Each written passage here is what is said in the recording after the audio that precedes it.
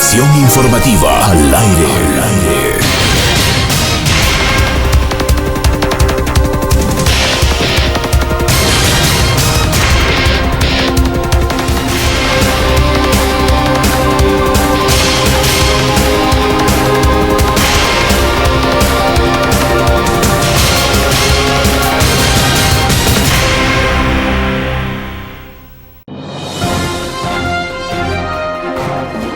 Conexión informativa al aire.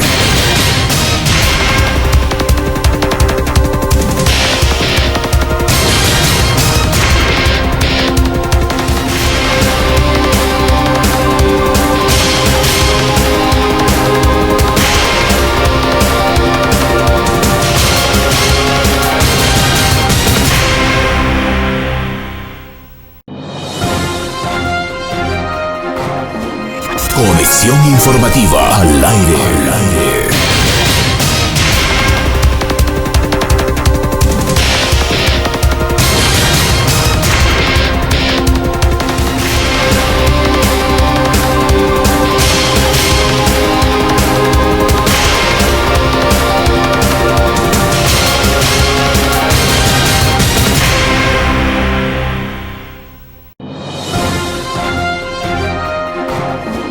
Conexión informativa al aire.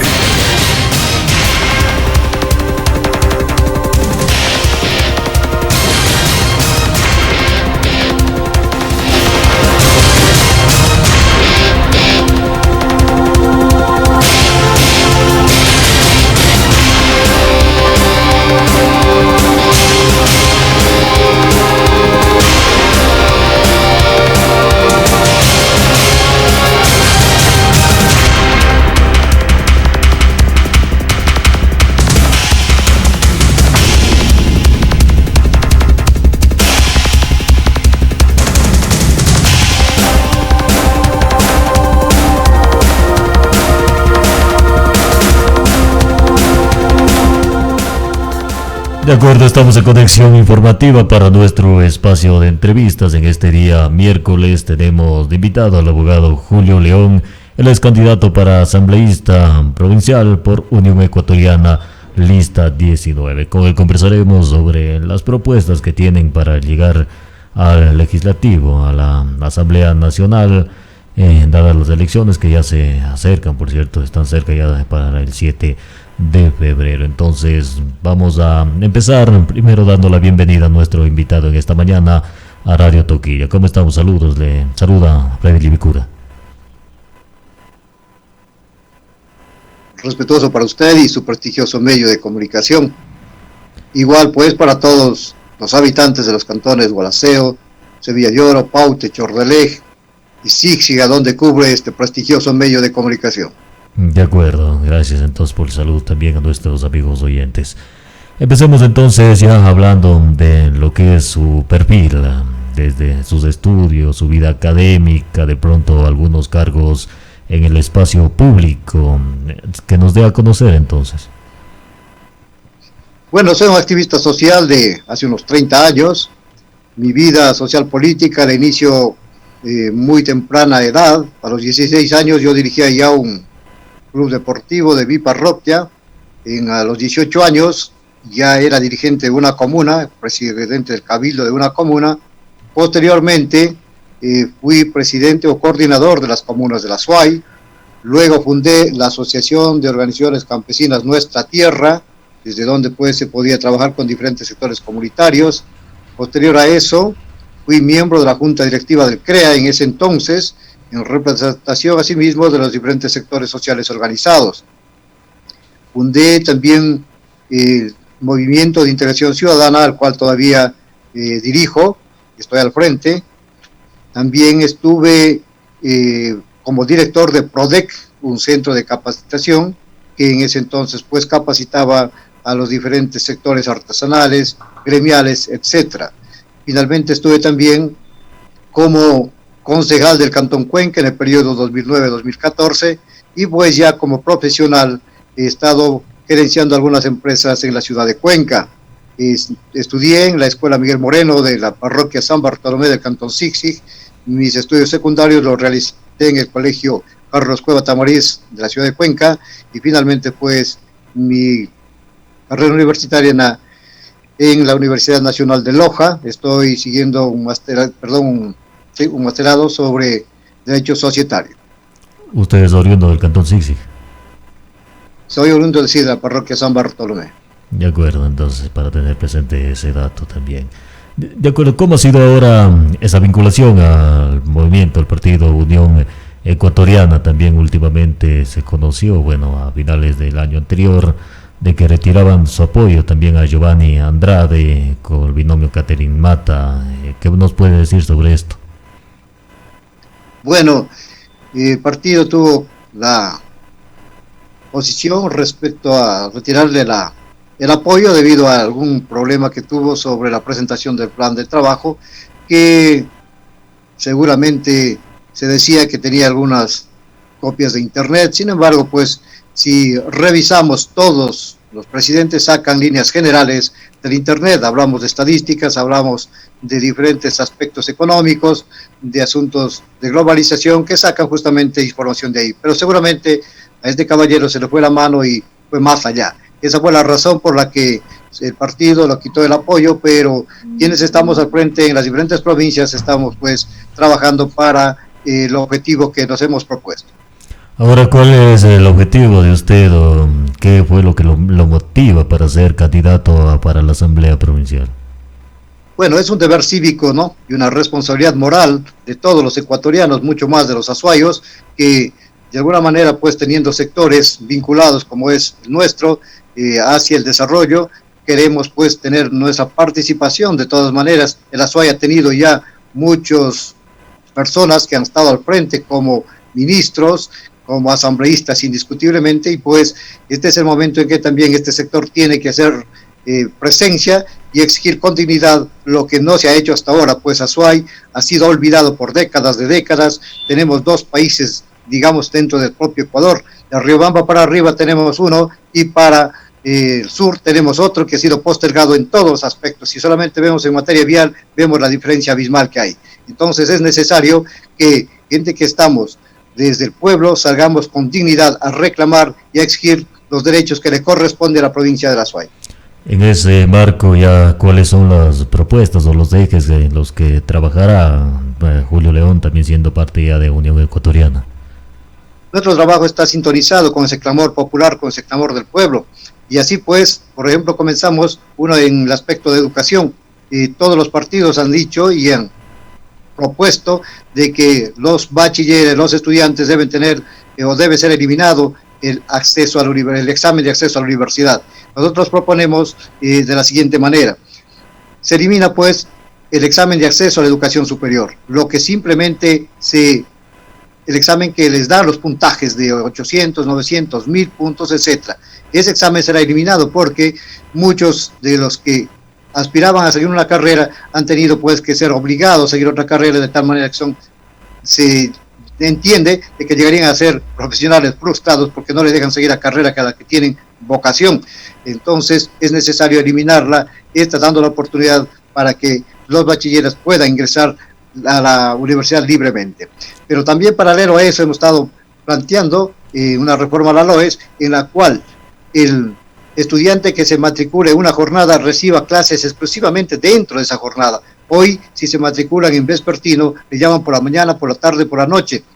Entonces, en esta crisis que estamos afrontando, una crisis moral, económica y social, es necesario pues que el estudiante o el joven tenga la oportunidad, tenga un espacio para poder incluso a medio tiempo trabajar. Por ello es necesario pues que esas clases sean exclusivamente dentro de la jornada que se matricularon. Pero también es necesario motivarle al estudiante. Antes teníamos el IES que nos daba créditos. Hoy tenemos el Banco del Pacífico, que es muy diferente, simplemente ya como banca y como negociado. Por eso proponemos que los estudiantes que aspiran, digamos, a seguir una carrera, sean financiados su carrera año tras año con créditos al 15%, a 15 años plazo, a intereses subsidiados por el Estado. Los intereses deben ser subsidiados por el Estado y que se pague el segundo año de haberse graduado, de haberse profesionalizado. Pero para ello, el estudiante que se graduó, el nuevo profesional, debe tener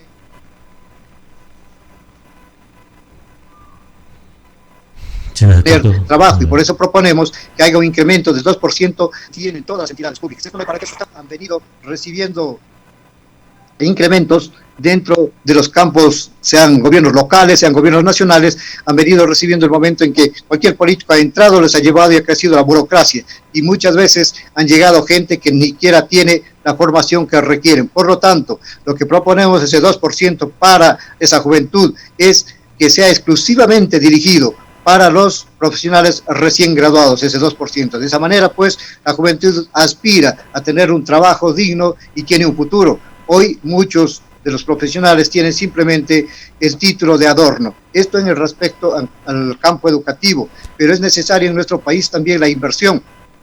Y por ello hemos pensado en varios aspectos. Primero comenzaremos... Antes de pasar al otro tema, quisiera quedarme todavía en el campo educativo. Ustedes entonces son partidarios de la educación gratuita. Indiscutiblemente, la educación debe ser gratuita, así lo dice la Constitución de la República y se le debe cumplir. Ya, en aspecto de eso, entonces eliminando la LOES o los exámenes de ingreso, entonces habría la capacidad por parte de las instituciones públicas para acaparar todos los bachilleres en este caso. No se le puede privar con serie de pretextos que los ecuatorianos nos preparemos. Primero, ha habido dinero, cualquier cantidad para que se lleven una sarta de vivos, han sacado al país miles de millones. Por lo tanto, ese dinero, invirtiéndole por el bien del país, y hablaremos sobre esos temas de corrupción, hay más que suficiente, presupuesto más que suficiente para las universidades, para incrementar universidades, para incrementar docentes que deben ser prioritario la educación. Pero hoy hemos tomado como la función pública como un botín para simplemente los intereses personales de determinados grupos. Entonces, el dinero más que suficiente. Lo que pasa es que hay que saberlo controlar, y ya entraremos al campo de control de la corrupción y podremos explicar este tema. En cuanto a los créditos también que proponen, estos serían entonces para estudiantes que opten por ingresar a las universidades privadas. No sé si me escuchó.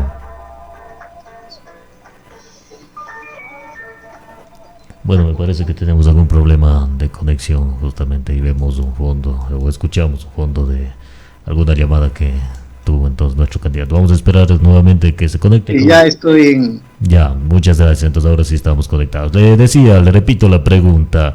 En cuanto a esta propuesta de manejo de créditos para el campo estudiantil, ¿iría ya directamente entonces para estudiantes que opten por ingresar a instituciones privadas? Bueno, el crédito es obviamente para instituciones privadas, porque también se puede dar los créditos moderados, porque si es gratuita para los estudiantes, sin embargo, muchos que venimos o van del área rural no tienen casa propia para poder arrendar, no tienen para alimentación y mucho más, si no están trabajando, indiscutible también requieren de ese apoyo. De acuerdo, ahora sí pasemos entonces al otro tema, al campo de empleo, que justamente nos iba a tocar ese tema. ¿Cómo nuestro país viene cruzando una crisis económica muy profunda, ¿no? Si paralelo a eso se ha dado una crisis moral, es indiscutible, por eso también se hablará de ese tema. Sin embargo, pues, que nuestro país requiere la inversión. Para eso, y por ello proponemos, primero, eliminar la salida de divisas. La salida de divisas, de alguna manera, ha ahuyentado la inversión extranjera. Perú, Colombia, otros países sudamericanos tienen mucha más inversión extranjera que la nuestra. De tal manera que ahí se prohíbe la inversión y se prohíbe plazas de trabajo.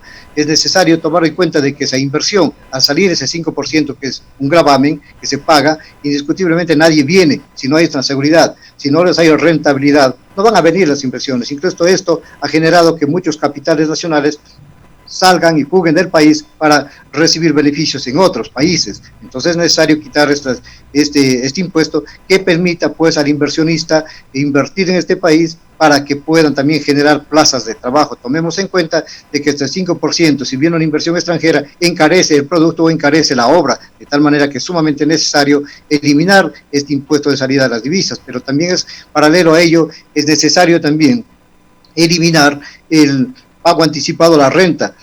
Hoy se cobra, si hoy he ganado $10,000 en este año, sobreentiende, se dice que ganaré $10,000 el próximo año, y eso realmente es algo que no se puede trabajar en base a supuestos o a proyectos. La misma ley lo dice, que el pago se realiza en base a los beneficios obtenidos, no a los beneficios que se obtendrán, de tal manera que esto igualmente beneficia solamente al Estado, pero el Estado no es el que ha dado trabajo. Quienes más plazas de trabajo han abierto son las empresas privadas, indiscutiblemente, y eso ha hecho mucho daño. Es necesario, por lo tanto, y dentro de eso proponemos pues que se elimine el pago anticipado de la renta que está dentro de la ley de régimen tributario interno. Es necesario tomar en cuenta, pero impulsar al microproductor, al pequeño productor, a los artesanos, y por ello nosotros en las diferentes leyes tomaré en cuenta este aspecto dentro de la ley de tierras rurales y territorios ancestrales. También proponemos para los emprendedores del agro créditos a 10 años plazo con interés al 3%, con donaciones, especialmente cuando se da la pérdida de su producción por asuntos de fuerza mayor. Esto se ha dado ya en las instituciones, digamos, en los créditos a los grandes empresarios que han tenido ya este beneficio, pues cuando no han querido pagar o cuando han dicho que han tenido pérdidas, han sido condonados y sumas muy considerables para el país. No digamos a nuestros pequeños productores que han pedido créditos de 2.000, 3.000, 5.000 y a veces por no poder pagar eso por los asuntos de fuerza mayor han quedado pues sin casas, sin terrenos. Entonces es necesario que esto se equilibre, si hay un equilibrio social y también ese crédito sea condonado en casos de fuerza mayor o de casos por asuntos catastróficos se pierda la producción. Esto le decimos pues está orientado hacia el pequeño productor, pero es necesario que dentro de esta inversión también el país ahorre, y un clamor popular ha sido pues que los sueldos dorados desaparezcan. Aquí tenemos pues los sueldos para los señores asambleístas de 5.000 adelante, ¿no? Porque antes se ganaba 6.000, hoy ganan 5.000 y picos, un poco más. Y mientras nuestro pueblo, nuestra gente en las calles lucha por tener $1, $2 diario para sobrevivir y mantener a su familia. Eso tiene que de alguna manera equilibrarse. Por eso es que nosotros proponemos que dentro de la LOCEP hay una reforma que determine un techo a las escalas remunerativas. Hoy las entidades que se rigen por leyes especiales como los GATS municipales, todos los GATS, la misma Asamblea Nacional, hace que se pongan su propio sueldo. Entonces, simplemente ellos son los que ponen, los que suben o los que bajan los sueldos. Pero si ponemos un techo en escala remunerativa, y eso proponemos que sea de 5 salarios básicos unificados, esto significa de que sería $2.000 el sueldo del asambleísta, de los ministros, de todo de esta gente que está en este rango, de tal manera que ahorraríamos para el país una gran cantidad de dinero, y eso puede ser pues orientado para la obra social. Paralelo a ello, en el Código de la Democracia también proponemos reformar el artículo del Código de la Democracia, pero en el sentido de los que 130 asambleístas que hoy están en la Asamblea sean reducidos a 43. ¿En qué forma? Eligiéndole uno por provincia y uno por cada 500.000 habitantes. En la Asamblea se va cerca de $600.000 mensuales, con los 137 asambleístas que hoy tienen. Si reducimos ese número a 43, eligiéndoles uno por provincia y uno por cada 500.000, hay un tremendo ahorro para nuestro país. Sumado a ello, el bajar el sueldo a $2.000, tendremos una suma muy importante para destinar al desarrollo de nuestros sectores sociales. Estas son las propuestas que tenemos en el campo de la inversión, en el campo, digamos, del ahorro, dentro de las propuestas que hemos planteado. Pero es necesario también tomar en cuenta que la democracia es una libertad, no es la democracia que nos tienen que imponer. Y por eso, en el Código de la Democracia proponemos que el voto sea facultativo, no puede ser obligatorio. Los que estamos hoy de candidatos no hemos sido elegidos como candidatos por el pueblo, hemos sido impuestos, o sea, hemos sido elegidos por un partido político, entiéndase bien, y luego el pueblo de ahí tiene que escoger. Bueno, que continúe esa situación, pero simplemente el voto que sea facultativo para que ahí demuestren el liderazgo que dicen tener muchos, que hacen alarde, ¿no?, de ser líderes, a ver si el pueblo lo respalda o no lo respalda. Si tenemos o no tenemos ese liderazgo, es importante darle esa oportunidad al pueblo y no presionarle para que vaya a votar porque mañana te piden ese papel, porque mañana te cobran una multa. Por eso propondremos pues que el voto sea facultativo. también es necesario que los partidos políticos dejen de percibir ese apoyo que les da el gobierno, dinero que de alguna manera hoy nos hacen un favor supuestamente para hacernos conocer en los medios de comunicación, pero si dicen ser líderes que conocen toda la provincia, conocen el país, ¿por qué requieren de estos recursos? Mientras el país requiere ese dinero para obra social. Por eso es necesario que también los partidos políticos sean privados de esta situación y proponemos un cambio donde se elimine todo apoyo económico o asignación económica para los partidos políticos. Esto en campo de la democracia, pero es necesario tomar en cuenta otros aspectos más. Por ejemplo, tenemos la ley de semillas y agrodiversidad, una ley que atenta contra el futuro de nuestra sociedad. ¿Por qué? Porque la ley dice claramente que las semillas que produzcan los campesinos deberán ser certificadas, tendrán que necesariamente tener los certificados fitosanitarios y para ello tienen que tener un control permanente. Se llega al estado de decir que las parcelas nuestras tendrán que ser obligadas a recibir a un inspector que califique la semilla y un seguimiento, y si nos negamos, irán con la fuerza pública para hacer esto. ¿Cuál es el propósito concreto? Esas semillas nuestras van a eliminarse, y luego el banco de semillas que tienen las transnacionales serán las que nos provean la semilla, de tal manera que esos transgénicos prácticamente invadirán, y no tendremos ya nuestra semilla, no podremos pues sembrar cuanto queremos y donde queramos, por lo tanto, dependeremos del banco de semillas de estas transnacionales, y eso tenemos que defenderla. En cuanto a la minería, nuestro planteamiento es el respeto total a las humedades, a las fuentes naturales, a las vertientes de agua, a los bosques, a los chaparros. ¿Por qué? Porque eso ya lo dijo el Azuay. El Azuay entero ha dicho claramente que la minería no en el Azuay, por lo tanto, las autoridades y quienes estén y estemos tienen que escuchar ese clamor popular que ya está decidido. Hay cantones, pero que hacen también, o se dedican muchos los ciudadanos en cuanto a la minería artesanal. ¿Cómo va a ser entonces ellos para que tengan otra fuente de ingresos? Bueno, los GAS cantonales son autónomos, podrán tomar ciertas determinaciones y dentro de ese marco podrán pues desenvolverse. Otro de los aspectos, ya para ir cerrando, es el tema de la corrupción, y ustedes también veían entre las propuestas está reformar el COIP. ¿Cuáles serían las propuestas después de pronto en endurecer las penas? Algunos han propuesto cadena perpetua incluso. Bueno, dentro de la corrupción tenemos una propuesta para reformar el COIP, los artículos 278, 279, 280, 281, 285, 369 y 370. ¿Qué hablan estos artículos? Que simplemente hacen relación a lo que es cohecho, peculado, concusión, asociación ilícita, enriquecimiento ilícito, etc.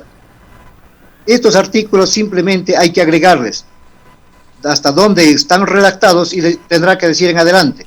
Si es funcionario público, las penas serán de 25 a 30 años, más la muerte civil de ese sujeto. No puede ser que hoy con grilletes, otros con sentencias, otros en juicios, en investigación, sigan de candidatos, dando consejos a los honestos y criticando de todo, ¿no? Es necesario pues que la ley cambie.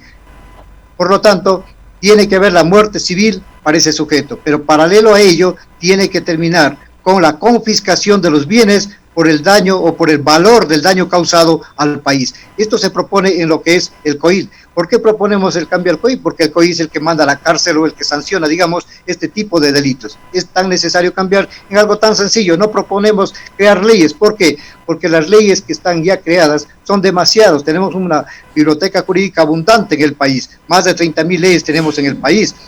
Entonces, es necesario que el legislador se dedique a revisar las leyes y especialmente los huecos dejados por los vivos, las ventanas por donde escapa la corrupción. Hay que taparlas, hay que reformarlas. ¿Habrán otras que incrementar algunos artículos? Sí. También hemos propuesto, de paso, para los vendedores informales, una ley que ahí sí hay que promulgarla, una ley tan sencilla que dentro de ese amplio articulado que estamos elaborando, dice que los GATS tendrán la obligación para los vendedores informales que hoy son perseguidos como vulgares delincuentes, pues tendrá la obligación de dotarles un espacio para que hagan por lo menos 2 ferias libres semanales. Pero para eso tendrán que darle lugar, tendrá que hacer la publicidad necesaria el GAT para que no se les ponga en un lugar donde no tengan demanda y no puedan vender sus productos. Entonces, cosas como estas son necesarias para que a través de generar fuentes de trabajo, a través de que el trabajador informal pueda también con dignidad seguir adelante su labor, no se conviertan en delincuentes. Es necesario no solamente buscar pena de muerte, acabar con los delincuentes, y cuando tenemos una pobreza, cuando tenemos un hambre desesperante que puede llegar a convertirse en un desesperado intento de sobrevivir y ser delincuente. Es necesario estos cambios que proponemos y queremos pues decirle a esa ciudadanía, a esa juventud. Hoy hemos puesto un plan de trabajo a la prueba, quizás digan abundante, muchos dicen no leemos. Claro, estamos mal enseñados a que nos digan, vamos a luchar contra la corrupción, pero no nos dicen cómo ni qué ley van a cambiar, peor qué artículo lo van a cambiar o reformar. Vamos a luchar contra la delincuencia, no nos dicen tampoco cuáles son las penas que van a endurecer. Bueno, de todo se ofrece, dar vivienda, regalar $1,000, convertirles en parte de dependientes a la gente, dándole los bonos, dándoles $1,000 y luego les convierten en esclavos, como pasa en otros países de Sudamérica, concretamente Venezuela. Si no haces lo que yo te digo, te quito el bono, y esa gente se vuelve dependiente y finalmente esclava.